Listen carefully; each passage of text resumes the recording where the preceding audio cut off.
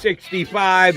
Thank you very much for slogging through these last several months with us as we got ready for the 2021 season. It is all but arrived. It will officially tomorrow with Eagles reporting to camp to get the year underway. J-Mac, how was your weekend? Oh, the circus is here, Jody. And that's what I'm writing about, incidentally, on phillyboys.com. So it'll be up there this morning or early afternoon. But, man, you thought Zach Ertz showing up for camp was a thing.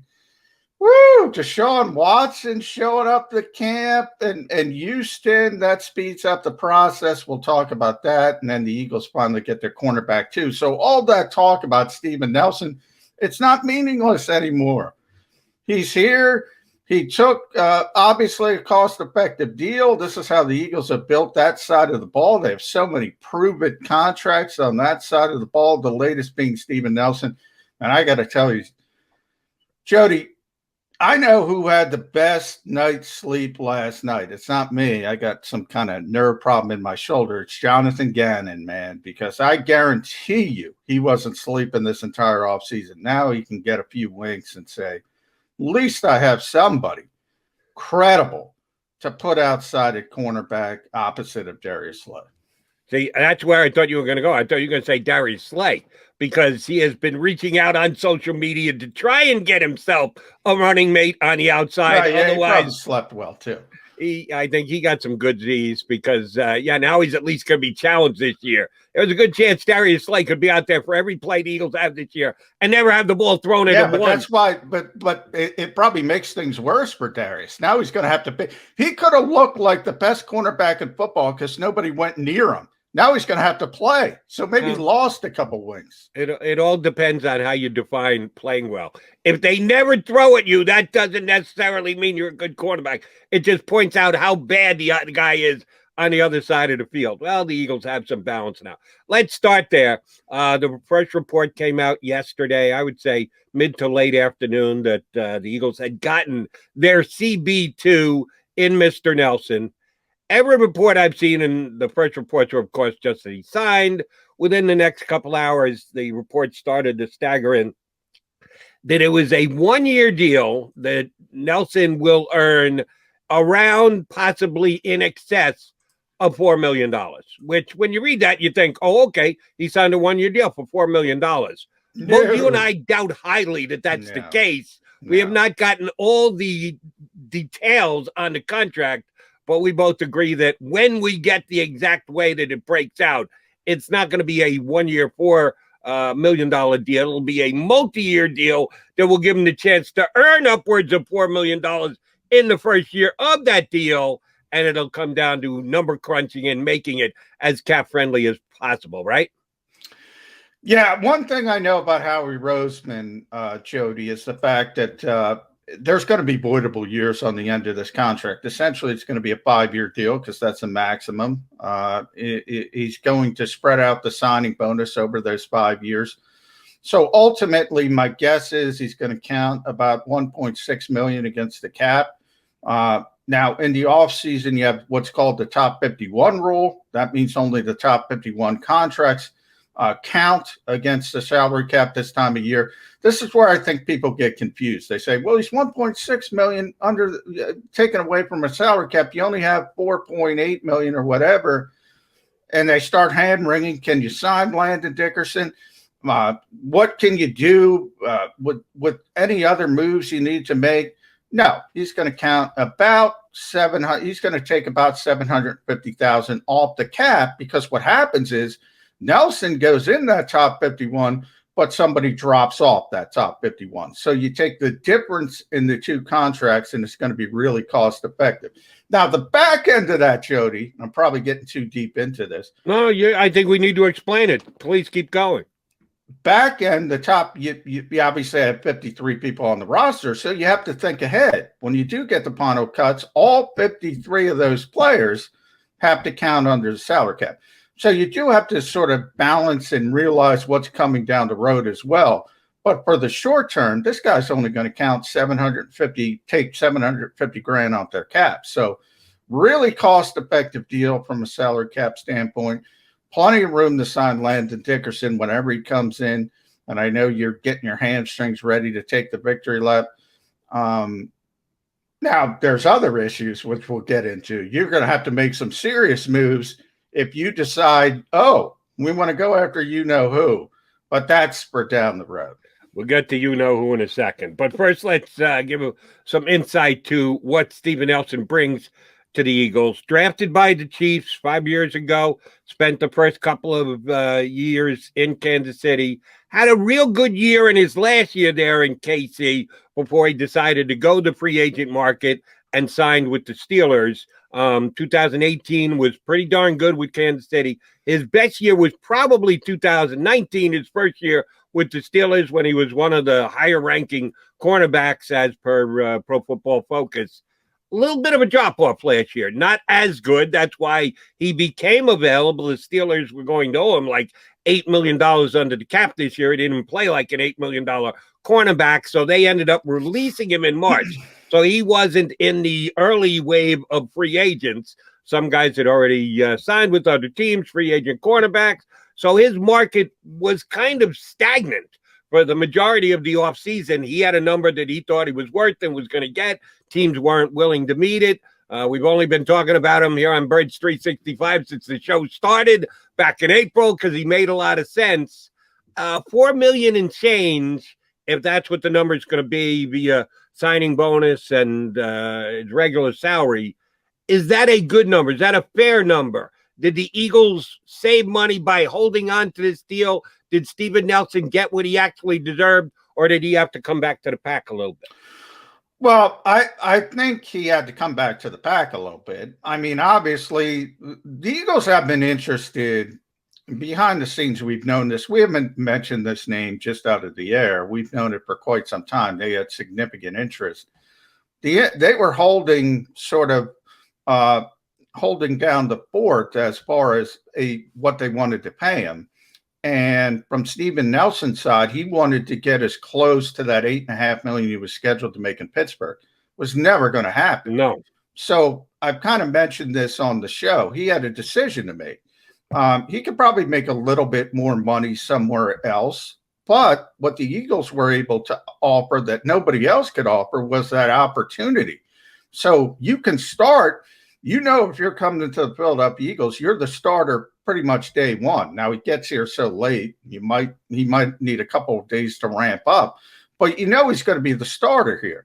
So he's going to have an opportunity to get back to free agency next year and make what he thinks he's worth. So you had to weigh that from the player standpoint. Do I want to take a little less money to go to Philadelphia where I have this big opportunity, or maybe take a little more money where I'm the third or fourth corner? I think he made the right decision from him as a player standpoint, and I think the Eagles made the right decision by holding firm on their offer. However, I do think the Eagles went up a little bit, so there was a little compromise. I think the Eagles wanted him at a lower price than they got him at, so there was a little bit of a compromise, and I think whenever there is that compromise, I think both sides feel a little bit happier about the deal. And I think a smart football friend of mine told me just recently that deadlines cause action. Yeah, that would be John McMullen. That. Yes, no kidding. That's what I'm referring to. You, partner. I thought you were talking CBS. I thought you forgot it. That's exactly what I'm talking about. I'm talking about you saying deadlines cause action. Well, there's a reason why this happened yesterday. I apologize. I apologize. I'm a little antsy because everybody gives credit to the big national guys, which I understand. We've been talking about these things for months. It pisses me off a little bit. So I'm probably, plus my shoulder hurts. So I'm probably a little sensitive. I apologize. Understood. I was giving you props, and that the point I was trying to get to was there's a reason why this announcement came down yesterday, because the Eagles start camp tomorrow. That's a deadline. Yeah. You want Steven Nelson to be there day one because you're right. Teams had their off-season gatherings, which weren't really practice, were more competitions than anything else. And Nick Sirianni got his head handed to him in rock, paper, scissors. But at least it was the team being together and spending time and getting some work in, not a lot. But they're open to actually do work here now that camp is open. So bringing in someone from the outside You want to get them ingratiated. You want to get them into the mix. You want to get their year started as a member of your football team rather than wait another week. If they had waited another week, could they have held another $500,000 back and paid him less? Well, maybe. But is it worth it? Or do you need him here from day one so that he feels like a team, so everybody knows he's going to be in competition? Yeah, no competition whatsoever for the starting cornerback position. That's why this deal got done this week. The Eagles probably came up. Steven Nelson, same thing. If he's subscribing to the McMullen theory of, hey, here's my advantage of signing with a team like the Eagles. Oh, I'm going to be the starter. I'm coming in day one. I know I'm going to start. Well, the more you miss of camp, the less given that is that you're going to be the starting cornerback. So both sides had reason to get a deal done, and that's why we had the announcement that we had yesterday. Yeah, and that's why we're going to have the announcement of Landon Dickerson. I still think he's going to be on the field for practice Wednesday. We'll see. And obviously he's not healthy anyway, so he's not going to be a full go anyway. And, you know, we're going to start talking about Deshaun Watson a lot more because Roger Goodell kind of upped that. It's not a real deadline. It's sort of a manufactured deadline. But all of a sudden, 2022 has turned into 2021. And that means teams have to get in line. Deadlines always spur action. You know that as the former your dad is a former general manager in Major League Baseball. The trade deadline in every sport, what does it do? It creates that necessity to act. You might be holding out to the very end, but it's life, man. If you got a deadline, you know, as a reporter, hey, give me a time. It's got to be done. It's going to be done. And speaking of deadlines, that's exactly what was one yesterday for Deshaun Watson. I did not know this was going to be the case. Shoot, I didn't even know the date that the Texans were supposed to report. Their first day of practice, much like the Eagles, is going to be Wednesday. But for whatever reason, their reporting date was yesterday. Eagles report on Tuesday, practice Wednesday. The Texans report on Sunday and practice Wednesday. I don't know what they're doing the next 2 days. Maybe they're going to Disney World. I don't know. But that was the way that they had it set up. And word came out late yesterday morning, early afternoon. Deshaun Watson expected to report to camp. Came out late in the afternoon. Deshaun Watson did report to camp. And the NFL had taken exactly zero action against him. Rampant speculation. What are they going to do? Are they going to put him on the commissioner exempt list? Will he be paid not to show up and be told to stay home? Would the Texans take any action and tell Deshaun, yeah, don't bother showing up. We'll acknowledge that you came so that you don't lose your $50,000 a day in fines, but we really don't want you in the building. No, he showed up. He was there. He absolutely made himself available to the Texans, knowing full well he wasn't going to have to practice. I don't know what he did. Maybe he went in, maybe signed some paperwork. Well, I think COVID testing had something to do with it. So who knows? You know, I don't want to speculate as far as vaccinated, unvaccinated, but I think that had a lot to do with it. And that was sort of the date the Texans set. And I think everybody around this league assumed, to be honest, that he was going to be placed on the commissioner's exempt list. And all of a sudden he's not. And you look at the sort of the terminology in the CBA, and I know Tom Pelissero from NFL Media pointed this out. I pointed it out. Look, if they don't put you on this list, it's not screaming from the mountaintop, but it's a clear indication that in their stupid parallel investigation, they don't have enough evidence to shut you down, to put you on ice, so to speak. And that was the signal to the entire league. So now the ball is back in Houston's court. Now you see reporters all over the place today. Houston's willing to talk about trading Deshaun Watson. Well, they've been willing to talk about trading Deshaun Watson for a number of weeks. We had John McClain on this show. He's plugged into the Texans better than anybody. He's told you that for weeks and weeks and weeks. Oh, they're going to trade him. It's just a matter of when the uncertainty dies down and the timing of that potential trade. Well, the timing, which everybody assumed was going to be 2022, so everybody could take a step back and take a deep breath. Guess what? It might not be 2022 because the Texans don't want him there. He doesn't want to be there. They don't want the circus. And at some point, Nick Caesaro is going to say, all right, give me your best offers. And you got to make a decision. And whether you're Denver or Carolina or Miami or the Philadelphia Eagles, you got to make a decision and say, are we doing it or are we not doing it? Are we willing to take the PR hit? Are we not willing to take the PR hit? Everybody in this league. And Jody, when I say everybody, I mean everybody thinks the Eagles are going to be at the front of that line.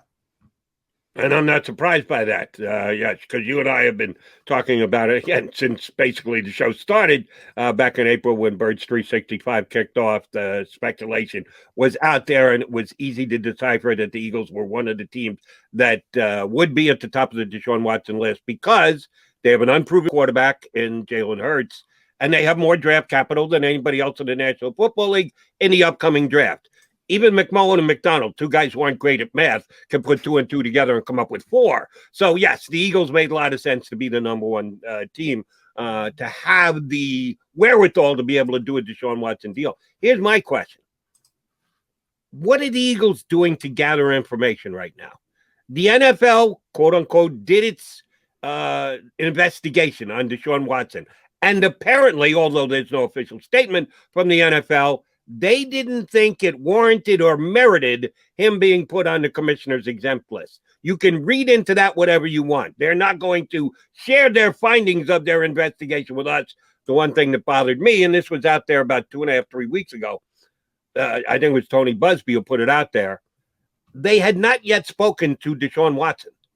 How do you have an investigation if you're the National Football League on a player in your league and not have a face-to-face sit down and conversation with him? But they hadn't talked to Watson yet. They were doing everything else first and then getting back to Watson. I'm not sure about how the NFL does its investigation, but that's the way it was stated. I've not seen anything that said since then, and like I said, it was 2.5 weeks ago, that they did have their sit down with Deshaun, and Deshaun had been interviewed. He did come out and say to his attorney, he's very willing to be interviewed for this investigation, but I don't know that it's happened yet. So the NFL's got its investigation. We know that the police in Houston did their investigation, and to this point, there have been no criminal charges against Deshaun Watson. For the Eagles to get involved in this conversation and potentially put an offer on the deal, they're going to have their own opinion of where this case is going. How did the Eagles investigate this from up here in Philadelphia down in Houston? Well, number one, you have to rely a lot on the league. Remember, the league is providing teams information. Now, I'm the first one to tell you the league's investigative policies are stupid. I've said that numerous times. You look at the Washington football team. Oh, we don't have a written report. We've had lawyers on this show. What lawyer doesn't do a written report? They do things the way they want to do things, and they don't have subpoena power. So I don't know how they can get to the bottom of this to begin with. So you know that going in, if you're the Philadelphia Eagles, you have to talk to the Houston Police Department. Obviously, I think a lot of people have done that around the country. The large, the wave, as long as there's an open case, and from what I understand, it's still an open case, there could be criminal charges, but nobody believes there's going to be criminal charges, for better or for worse. So there's only so much you can do without subpoena power, as I said. The Eagles don't have it. The NFL doesn't have it. Only the authorities have it. And obviously the Houston PD, Big Dom is the Eagles security guy. He does a lot of this work. I guarantee you this, Jody, they've already made the decision. The decision on whether to go after Deshaun Watson or not, they've already made that decision. The question has always been timing. When is the timing? The timing may have just been sped up, bottom line. The timing was right to get Steven Nelson signed yesterday. What does the timing of Deshaun Watson showing up at Texans camp mean to a conversation between Houston and the Eagles in a quarterback deal? We'll discuss both of those things and much more with our first guest. He's ready to rock and roll and jump aboard with us from The Athletic. Outstanding Eagles beat reporter Zach Berman's going to join us here on Birds 365. If you missed any of today's show on the JAKIB Media channel, listen to the podcast on your way home. Available on YouTube, Apple, and Spotify.